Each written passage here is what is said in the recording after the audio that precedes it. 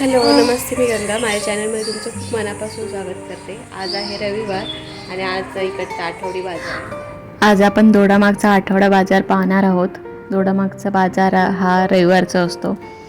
सिंधुदुर्ग आणि म्हणजे दोडामाग आणि गोव्याच्या सीमेवरचे जे सीमेच्या भागातील जी लोकं आहेत ती इथे खरेदीसाठी येतात. हा बाजार त्यांना जवळ पडतो आणि इथे छान अशी ताजी भाजी मिळते, फळे चांगली मिळतात, मसाले, घरगुती पदार्थ, कपडे, भांडी आणि जे काही आपल्या रोजच्या वापरातल्या वस्तू असतात त्या ह्या बाजारात मिळतात. या बाजारात सर्वात मोठे आकर्षण म्हणजे इकडच्या लोकांनी आणलेला ताजा भाजीपाला आणि हंगामानुसार फळे पण मिळतात. आंबे, फणस, काजू, करवंद, जांभूळ, कोकम आणि विविध प्रकारच्या भाज्या पाहायला मिळतात इथे. आणि खूप ताज्या फ्रेश भाज्या असतात शेतकऱ्यांनी आणलेल्या आणि त्या चांगल्या मिळतात. त्याशिवाय घरगुती पदार्थ पण असतात, मसाले, पापड, लोणची आणि सुक्या माशाचे बरेचसे प्रकार इथे मिळतात, म्हणजे सुकवलेले मासे मिळतात. तर जर तुम्ही कधी ह्या परिसरात जर आलात दोडामागच्या तर नक्की ह्या आठवडी बाजाराला भेट द्या. खूप चांगल्या वस्तू मिळतात इथे आणि भाजीपाला तर अगदी छान मिळतो.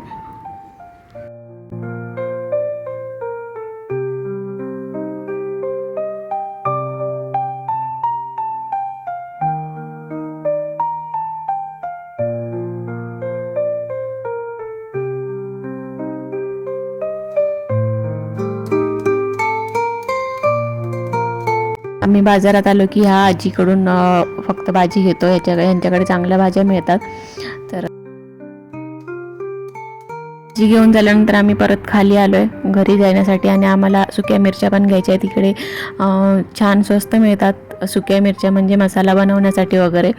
तर मला थोडासा हिरवा मसाला बनवायचा आहे, तर त्याच्यासाठी मला मिरच्या घ्यायच्या आहेत, म्हणून आम्ही मिरच्या बघायला आलो आहे आता. तर बघू कुठे चांगल्या मिरच्या मिळतात त्या सुकवलेल्या.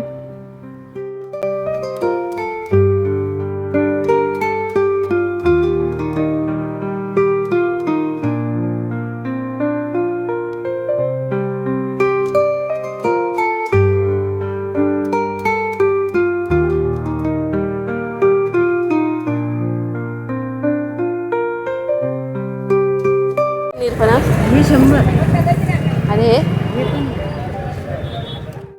तर आम्ही इथे मिरच्या बघितल्या, आता इथे मिरच्या घेतोय आणि मग घरी जाऊ. आता आम्ही मार्केटमध्ये जाऊन आलो आहे भाजी वगैरे घेऊन आणि आता चाललो आहे काकाकडे. पाळी आहे गावात, तर तो पण गाव कसा आहे ते तुम्हाला दाखवते. याच्या अगोदर पण मी तिकडचा व्हिडिओ बनवलेला आहे 2 वर्षापूर्वीचा. आता परत जाणार आहे तिकडे. तर खूप सुंदर गाव आहे, तर तो पण तुम्हाला दाखवेन मी आता. थोड्या वेळाने आम्ही निघतोय.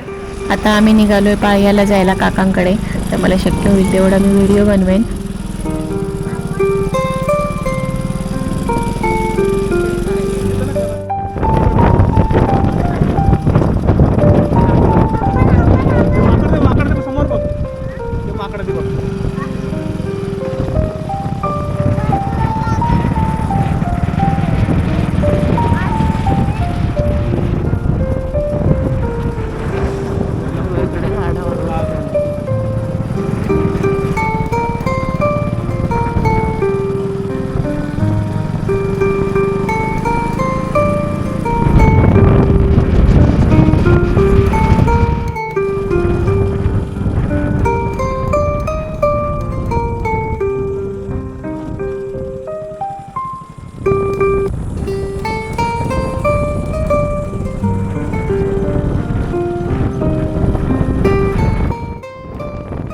मी इथे पाळ्याच्या रोडला आहोत आणि इकडे खूप डेव्हलपमेंट केलेली आहे ती दाखवते तुम्हाला. खूप प्रकारच्या झाडं वगैरे लावलेले आहेत. तर इथे बघा हे सगळी जी शेती आहे ती अननसाची आहे आणि खूप लांबपर्यंत ही शेती केलेली आहे. तर हे अननसाची झाडं आहेत आणि त्यांना बघा कसं कवर केलेलं आहे. उन्हामुळे खराब होऊ नयेत अननस म्हणून जे लागलेले आहेत ते, कारण खूप ऊन आहे. तर त्याच्यामुळे जर जास्त ऊन लागलं तर ते वरून खराब होतात, कुजतात. त्याच्यामुळे त्यांना असं कवर करून ठेवलेलं आहे. आणि इकडे पुढे आल्यानंतर हे बघा हे काजूच्या बागा आहेत, काजूची झाडं लावलेली आहेत इकडे.